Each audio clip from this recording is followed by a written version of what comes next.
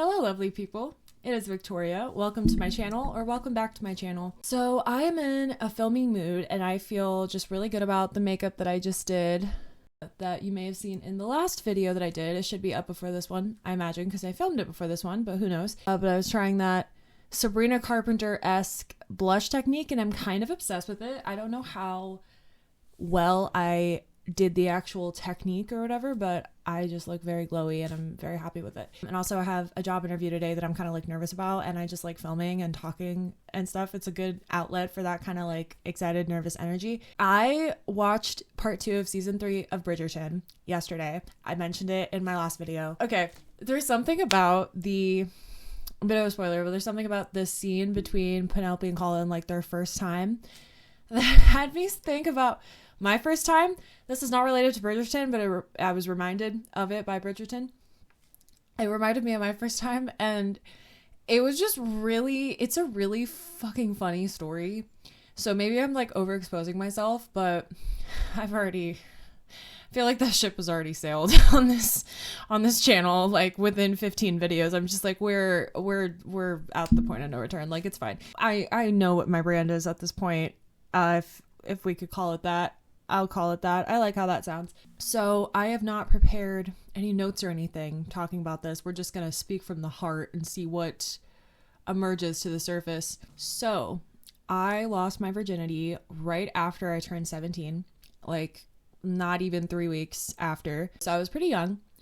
I was in a relationship. We had been together for 8 months to the day at that time. Part of me kind of wishes I wasn't in that relationship, because with peace and love, that dude did not deserve me. Like, he just didn't. And I can say that because he later on turned out to have given me an STD that just so happened to be curable. So I was able to get treated for it. Fortunately, no fucking thanks to him, who still to this day denies ever cheating on me, but I know that it is scientifically impossible for me to have gotten it any other way. So that's a whole thing. So he's a fucking piece of shit. We know that now.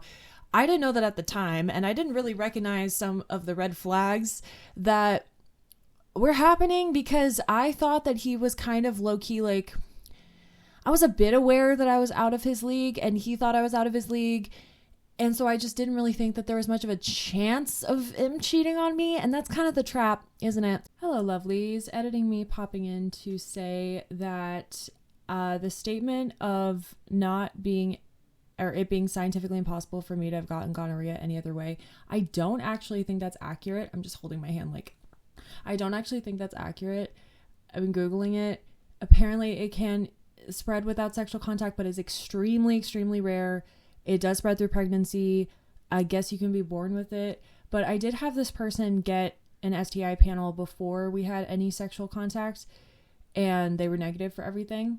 So I was okay with that at the time. Also, I was kind of dumb in that, like, I thought I was sexually educated, but for some reason I thought sexual contact, like, only constituted insertion, but that, like, the genitals touching couldn't spread anything. It seems so obvious looking back now, but that was like a fucking revelation to me, that I was like exposing myself by doing that. So that was a big aha moment later on down the line when I tested positive for gonorrhea. So I'm pretty positive that would have been in the panel that they did, because they did test negative for everything before we had any sexual contact. So like something was like weird at the time. Maybe he could have been a carrier that it didn't show up on a test. Maybe he could have just had asymptomatic, that there was like no reason for it to ever have been found. I don't know, but he was very just like, oh my God, I didn't know that, when I told him. And yeah, now I'm kind of confused on like if he cheated on me or not, but like everything else in the relationship was also really weird. So that also, it kind of confirms to me, or like further validates the theory that like, yeah, something was going on. Something was weird, because his friends were like not fans of me, and there was like always, it felt like something wasn't being said around me, and it was this whole weird thing.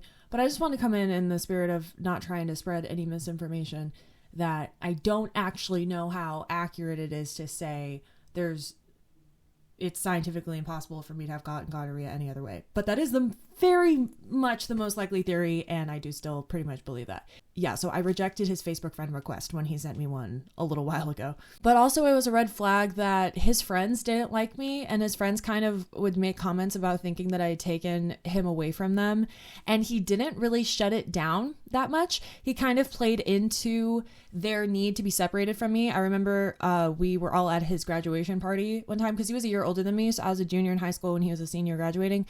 And his friends just like stayed outside at this picnic table.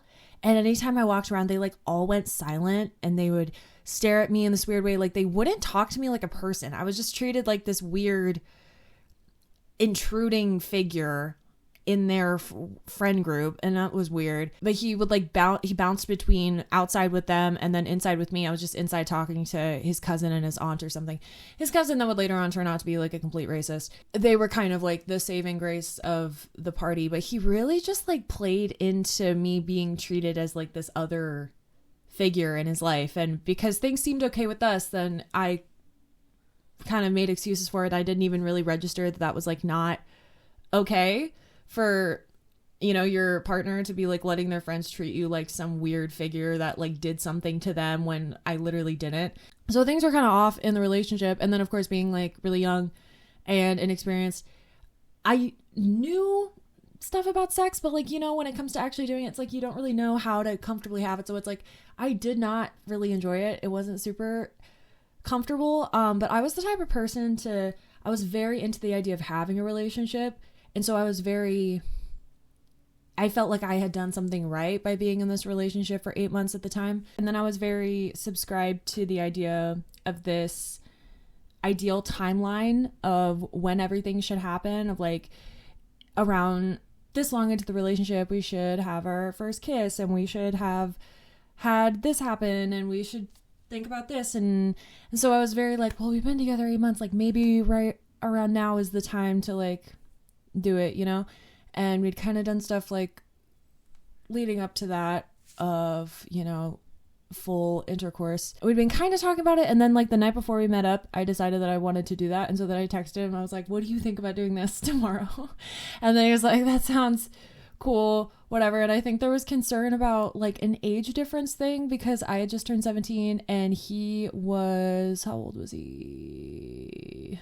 I just turned 17 and I think he was 18. And so we were like, oh, the Romeo and Juliet laws are like, whatever. So that was like our main concern. And so because of that, right before when we met up, I was like at his house and it was about to happen. And that was still like my main kind of concern. And I don't know why, if I was like asking permission or like trying to give myself permission, what it was. I texted my mother. I told her that I was going to do this. I was like, I've decided that this is what's going to happen. And basically like, do you think, I don't know how I worded it, but I think it was like wanting her input on it. I don't know if I was like wanting just validation in a way or like what, but she expressed the same concern of like the age difference thing. And then I was like, well, I Googled this about Romeo and Juliet laws and we have this, you know, in our back pocket. And then the actual thing, it wasn't comfortable. His friend that freaking like hated me for no reason, like part of that group that like iced me out all the time, he came by to drop off a condom for my boyfriend. And I remember like looking out the window because they were like outside his house having this interaction. And then he looked up at me and I like backed away from the window because I was like afraid of him looking at me because I just felt so uncomfortable around his friends. But this was like such an awkward interaction. And then like because neither of us really knew anything or were like good at anything, there wasn't like foreplay really, not really in a way that like actually would like contribute to anything. It was like pretty uncomfortable. And then we didn't really stick with it long enough for it to like get less uncomfortable. But the main thing that I find so funny about this and the main memory that comes to mind whenever I think about my first time is that I kept saying how hungry I was like 4 times like throughout the course of events, just over and over. I kept saying that I was super hungry and that I really wanted Subway. It was like in between the progression of events, but then like literally while shit's happening and I'm just talking about I want Subway. And I like wish I was making it up, to be honest, but I kind of love that I'm not, because that's like, oh my God. I was so obsessed with Subway when I was younger. Middle and high school, like, oh my God, you could not keep me away from it, which is funny because now I'd like learn more about like it being just gross, and it's not my favorite sandwich place anymore now that I've had like better sandwich places. But oh my God, I could not stop talking about wanting Subway, and he lived right near one, and so then afterwards we walked to a Subway and I got like I think it was 2 6-inches. It was like a tuna sandwich and an Italian sub. I remember that. And then feeling like it overall, I felt like it was a big deal, but it ended up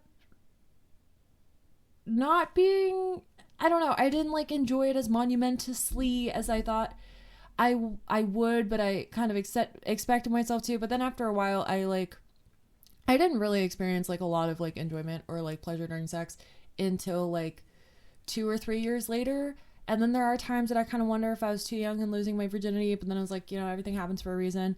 I felt comfortable with my decision at the time, and we're meant to mature into different phases of our lives at the times that we're meant to, But yeah, just the fact that my main thought and experience that I remember is just being really hungry. And then like not being really that turned on. I wasn't actually that turned on by that boyfriend. I like look back and I'm like, why was I in that relationship? It's just funny that, when we were looking back when we're younger, and I have to like be understanding of it, because there are like, it's given me a lot of memories that I can laugh at and enjoy. I had my priorities straight. Okay. So I wanted to come in and share that wonderful anecdote about my life with you, because I feel so close to you. I hope you enjoyed. Let me know what you think. Like, comment, subscribe. For more content like this and not like this, also, I kind of make a wide variety depending on how I feel. But yeah, thanks for watching. Let me know what you think, and I hope you have a lovely day. I'll see you next time. Bye.